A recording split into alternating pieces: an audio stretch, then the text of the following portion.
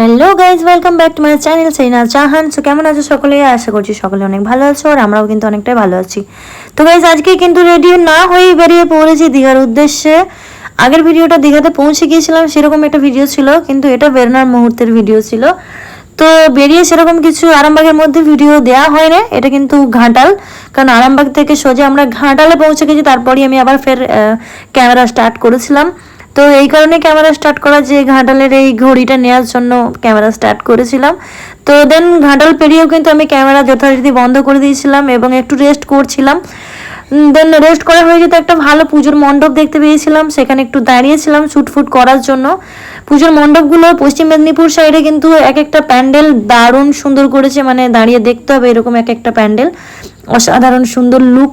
আমাদের এই সাইডে তো এরকম লুক ক্রিয়েট কোনো মানে প্যান্ডেলই করতে পারে না।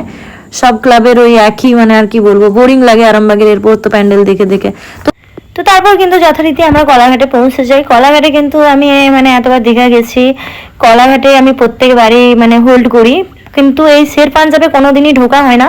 এবারে কিন্তু আমরা খাওয়া দাওয়া করার জন্য শের পাঞ্জাবেই ঢুকেছিলাম। প্রত্যেকবার ধাবাতে খাই, অন্য কোনো ছোটো ধাবা থেকে খেতাম। তো ঠিকই করেছিলাম, মানে বাড়ি থেকে বেরোনোর সময় ঠিক করেই নিয়েছিলাম যে শের পাঞ্জাবে ঢুকবো, কারণ শের পাঞ্জাবের রিভিউটা আমি একবারও এখন পর্যন্ত মানে ক্যামেরা বন্দি করিনি, যার কারণে কিন্তু আমরা শের পাঞ্জাবে দাঁড়িয়েছিলাম এবং ওখানে খাওয়া দাওয়া করেছি। আর এইদিকে কিন্তু একবারে শের পাঞ্জাবকে একদম মানে কি বলবো জমজমাট ভাবে সাজিয়ে রেখেছে। এইদিকে এলইডি লাগানো রয়েছে, ফুল মুভি চলছে 19-এর, মানে একটা আলাদাই মহল তৈরি হয়ে আছে ভাই। সত্যি বলছি, আমি একবারও মানে ঢুকিনি, ফার্স্ট টাইম ঢুকলাম।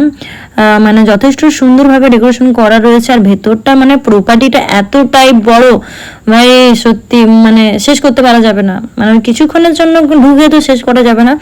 শের পাঞ্জাবে ঢুকতে গেলে সারাদিনটাই কেটে যাবে যদি শের পাঞ্জাবের পুরো রিভিউটা তোমার ক্যামেরাবন্দি করতে হয়। যাই হোক, আমরা কিন্তু 3 বান্ধবী মিলে একটু হাঁটাচলা করে নিলাম। আমরা ভাবলাম এটাও ব্লগে অ্যাড করে দেওয়া যাবে, তো হাঁটাচলা করে একটু ঘুরে দেখছিলাম।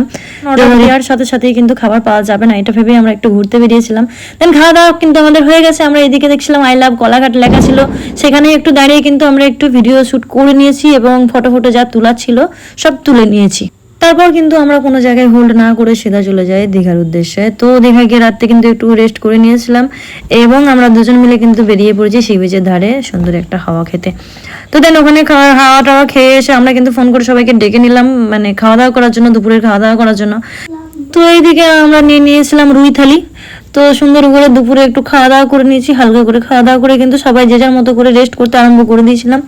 দেন রাত্রেবেলা কিন্তু আমরা রেডি হবার আগে তো এখানে ছাবলামা করতে শুরু করেছিলাম সবাই মিলে। মানে সবার ঘুম থেকে উঠে এমন হয়ে গেছে যে রেডি হতে ইচ্ছে যাচ্ছে না, বাইরে বেরোতে ইচ্ছে যাচ্ছে না, তার উপর বৃষ্টি ভাই, বৃষ্টি তো হয়েই যাচ্ছে, থামার নাম নেই। তো রেডি কি হবো, ওই জন্য সব বসে বসে টিভিতে একটা মুভি চালিয়ে দিয়েছি, দেন বসে বসে সব আড্ডা মারছি। আর সত্যি কথা বলতে এবারে ট্রিপটা কিন্তু আমি সত্যি অনেক এনজয় করেছি, কারণ আমার ফ্রেন্ডরা এরকম একসাথে আমরা কোনোদিন হয়নি, যে যার আলাদা মতো করে যা হয়। তো এটা একটা মেমোরি তোলা রইলো। থ্যাংক ইউ সো মাচ ভিডিওটা শেষ পর্যন্ত